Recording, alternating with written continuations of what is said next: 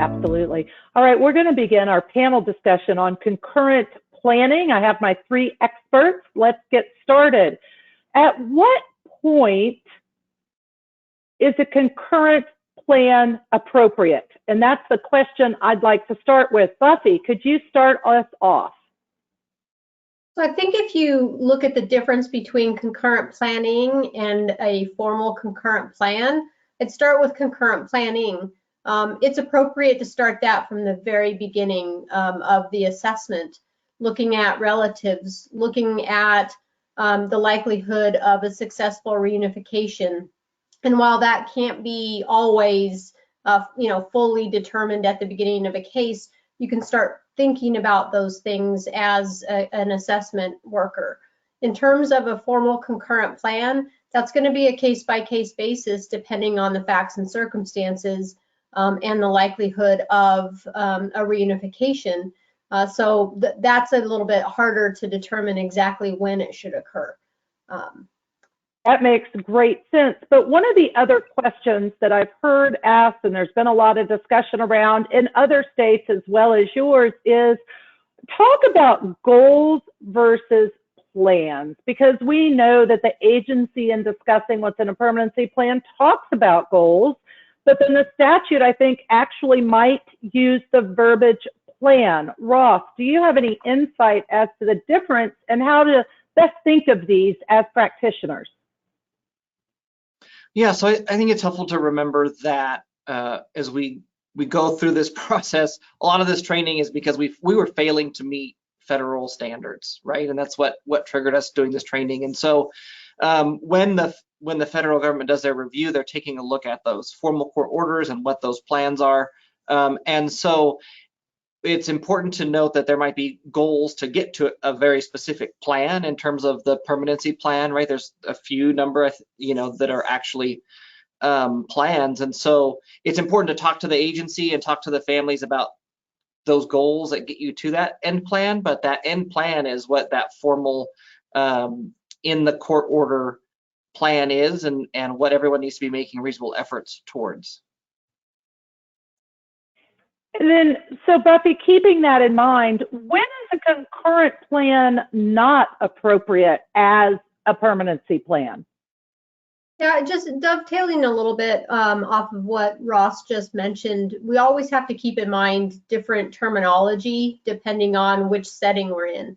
So when we are in the setting of working with the families as a social worker or a caseworker, you're talking about goals that are contained within the case plan, and that's your guide for the family. And then when we jump over into the court setting, that's when the statutory terms apply, and that's when we start talking about formal permanency plans.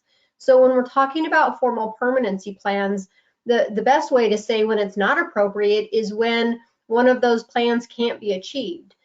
So an example of that might be if you have a permanency plan of reunification and you have a child who is 14 years old, sometimes we'll see a court when the parents aren't making a lot of progress asked or want to order a concurrent plan of another planned permanent living arrangement referred to as APLA.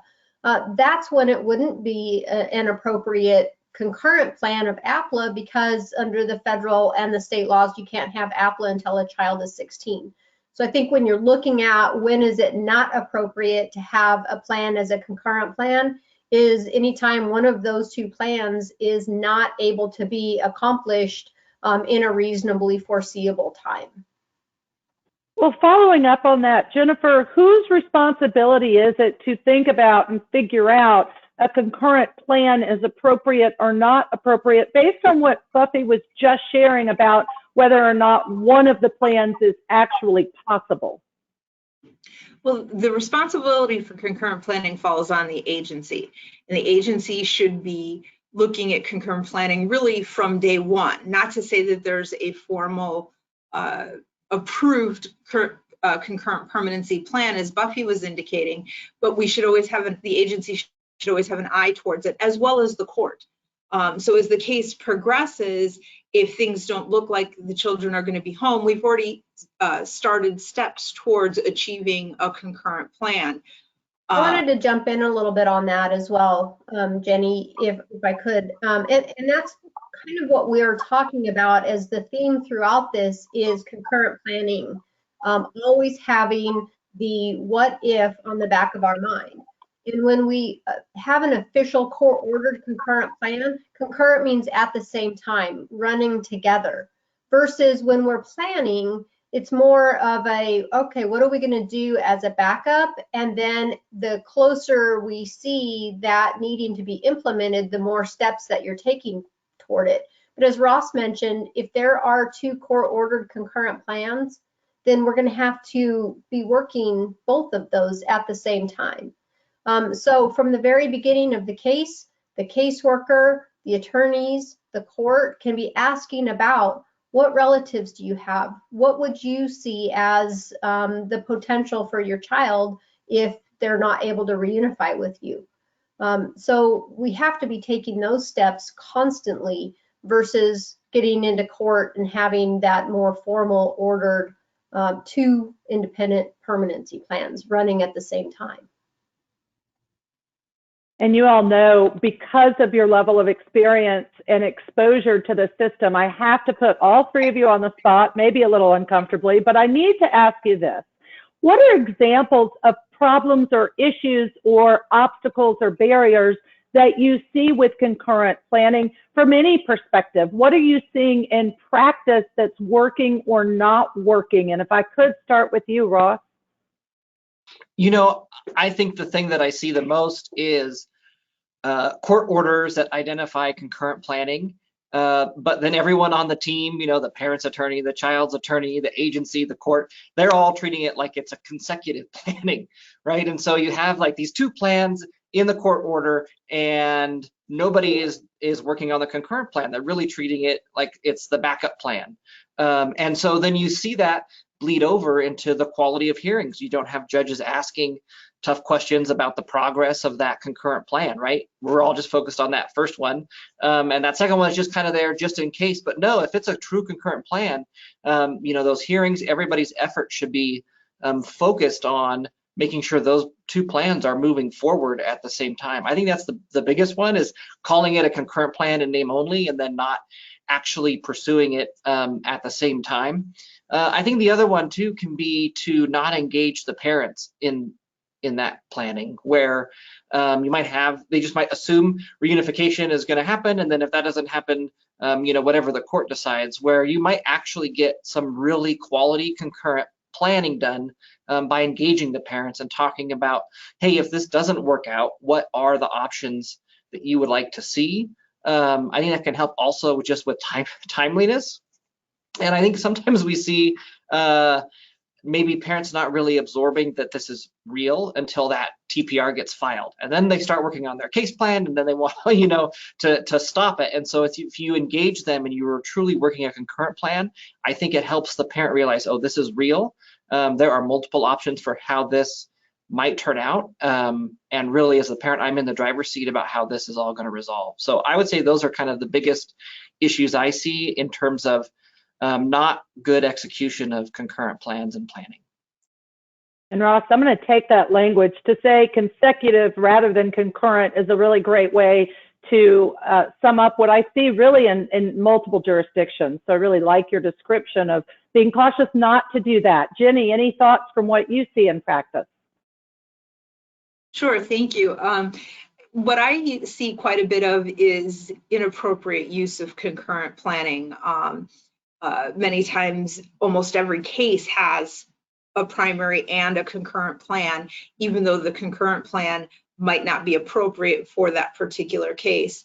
For example, almost every case I see after 12 months has a primary plan of adoption with a concurrent plan of reunification. And in many of those cases, reunification is not a viable option, but it seems as though we use that as a concurrent plan to kind of give parents hope that they can still get their children back. But again, concurrent planning is any plan that's adopted, whether it's primary or concurrent, they have to be worked simultaneously, and they need to be able to be achieved in the reasonable foreseeable future. So if a parent comes in and say at a 12-month review hearing and has made no progress on their case plan, and the agency is initiating termination proceedings, reunification may not be an appropriate plan for that particular case, because permanency can't be achieved in a reasonably foreseeable future if they haven't done anything on their case plan.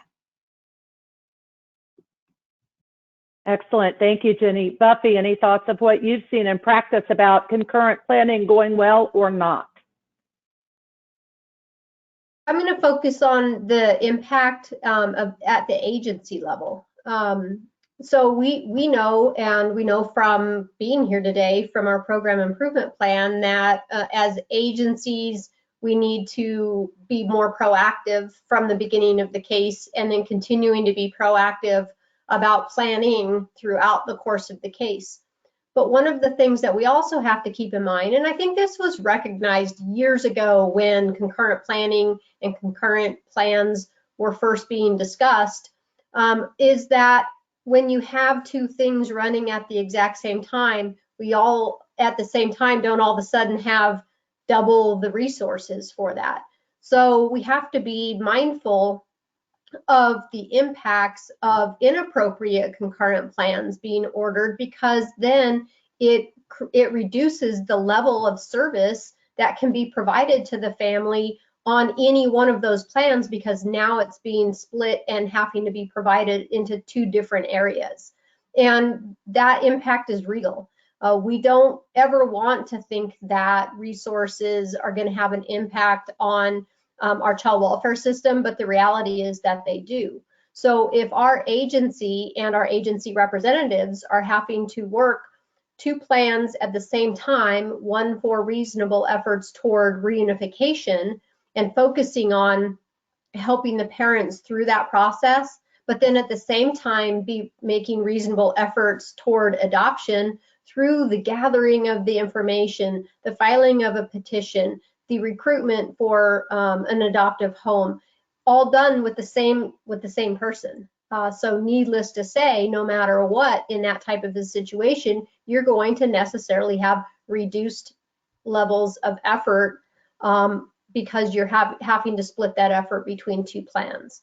So it is really easy to think about in theory to say, oh, well, we should always have two plans running at the same time. But when you put that into practice, it's not necessarily beneficial for either of those plans to have it be formal and have to be done in that way.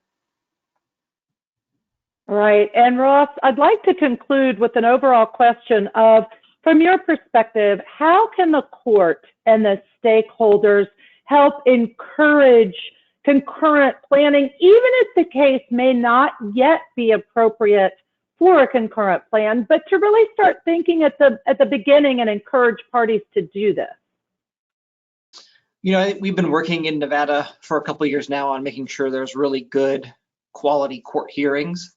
And so that is a great way for the court to be asking questions about what is going on in each of the parties tied to the case, right? You know, what's going on with the child and what's going on with the parents and what's going on with the agency in terms of the work they're doing. And so it's perfectly okay to be asking questions about, hey, what kind of alternate planning is going on, even if there's not an official concurrent plan on the record. And I think that there can be some really good discussions in the local teams that work together and meet regularly that are made up of the child welfare agency and the judge and the different parties to talk about how they want to address that difference between the official concurrent plan and then what is happening with concurrent planning. I think some of the most detrimental things that I've seen is if a court, you know, specifically orders you're not to go forward with any sort of concurrent planning, or you're not supposed to go forward with these efforts, you know, that can be detrimental in terms of